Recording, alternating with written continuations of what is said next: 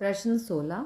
घनाभुज जिनके आयतन नीचे दिए गए हैं उनकी विभाओं के लिए संभव व्यंजक क्या है। ओके, तो हमें प्रश्न 1 दिया है आयतन बराबर 3x² माइनस 12x। ओके, अब घनाभ के आयतन का सूत्र होता है लंबाई गुणा चौड़ाई गुणा ऊंचाई, और यहाँ पर इस टर्म में से हम 3x कॉमन ले सकते हैं क्योंकि 3 और 12 दोनों ही 3 की टेबल में आते हैं। ओके, तो यहाँ से हम 3x कॉमन लेंगे, अंदर बचेगा x माइनस 4। ओके, इस प्रकार विभाओं के लिए संभव व्यंजक हैं 3x तथा x माइनस 4, लंबाई 3, चौड़ाई x तथा ऊंचाई x माइनस 4। ओके, ये वाला 3,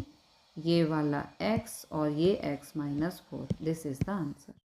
प्रश्न 2 में हमें दिया है घनाभ का आयतन और ये समीकरण हमें दिया है। ओके, तो सबसे पहले यहाँ पर देखो 12, 8 और 20 ये तीनों ही नंबर 4 की टेबल में आते हैं, तो हम यहाँ पर 4 कॉमन ले सकते हैं।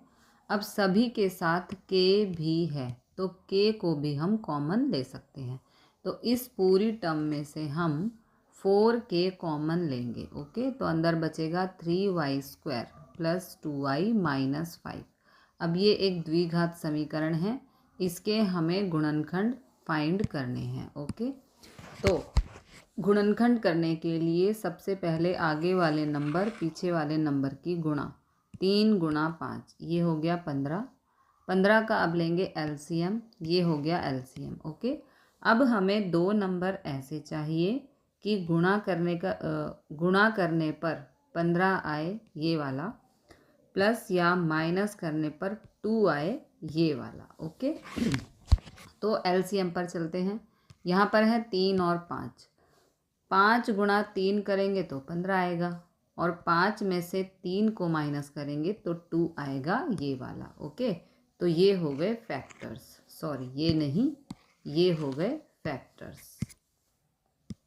तो यहाँ पर हम 2y की जगह लिख देंगे 5y माइनस 3y। ओके, अब हमें इन दोनों में से कुछ कॉमन लेना है और इन दोनों में से कुछ कॉमन लेना है। ओके, तो यहाँ पर सिर्फ y कॉमन है, यहाँ पर भी y है, यहाँ पर भी y है, तो y कॉमन, अंदर बच गया 3y प्लस 5।